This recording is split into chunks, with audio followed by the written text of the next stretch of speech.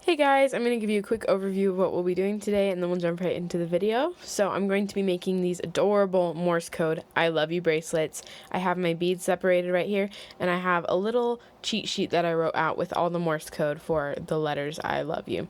So for this you're going to need scissors, elastic, like I showed you before, beads, and some super glue if you want to make sure it's very secure at the end when you're done with your bracelet.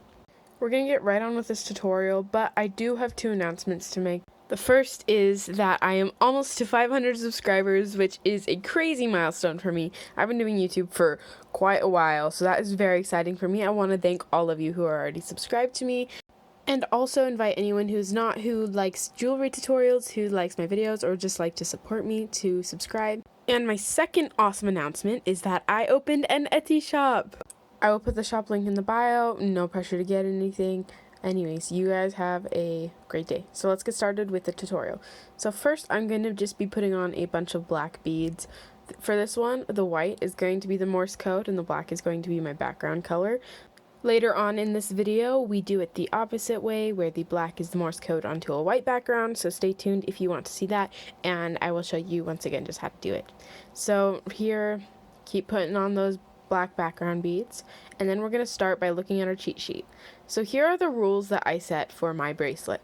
I decided that between every dot and line there's going to be one bead of the background color. Then I decided that in between every letter there's going to be two background beads in between my letters. And then I also decided in between words is going to be 3 of my background beads. And you'll see me use that as I walk you through the bracelet itself. But I just wanted to make clear what I'm doing so it'll make more sense to you. You can also look at my cheat sheet as we go. So yeah. We're going to start this out by putting on 1 white bead, and then 1 black bead, and then 1 white bead, and then 3 black beads to separate the words. And then, for the L, we're going to do a white bead for the dot, and then a black bead to separate it, and then 2 white beads for the line, and then another black bead to separate it, and then another white bead, black bead, white bead. Then we're doing 2 black beads, because we're going to be going on to the next letter.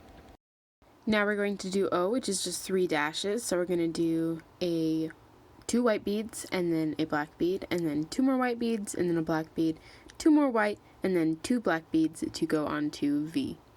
Next we're doing V, so we've done our background beads. We're going to do 1 white, another black, a white, another black, a white, another black, 2 white, and then 2 black to separate it so we can go to letter E. Number E.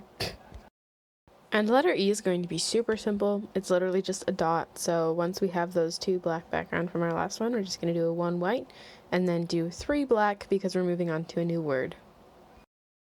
Now we are on the last word, which is U. So we're going to start out with the Y, which is 2 white beads because it's a dash, and then a black bead, and then a white bead, and then 2 black beads because we gotta separate the letters. Now I've got another O, which was the easy one from last time, so it's just 2 white, a black, 2 white, a black, 2 white, and then 2 blacks so that we can move on to the very last letter. We are almost done. We are now to the U, which is the last letter, so after we've gotten those 2 background beads, then we're going to do a white, a black, a white, a black, and then 2 white, and then we're going to fill in the rest with our black background. So basically it doesn't need to be equal to the other side because the knot will be hidden once we make the bracelet, but you can try to make it even if you'd like. That's going to just take some work from taking some beads off the other side.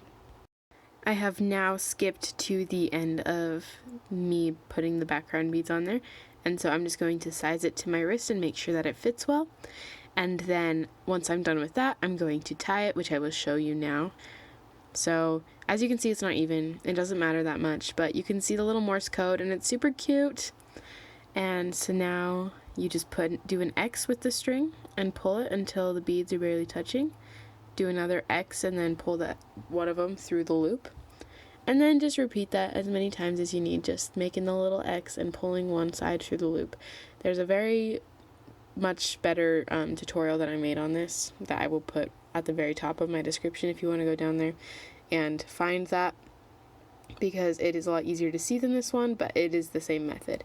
So now I'm just going to add a dot of super glue to the end of that to make sure that the knot stays and that it's not going to like break while I'm wearing it.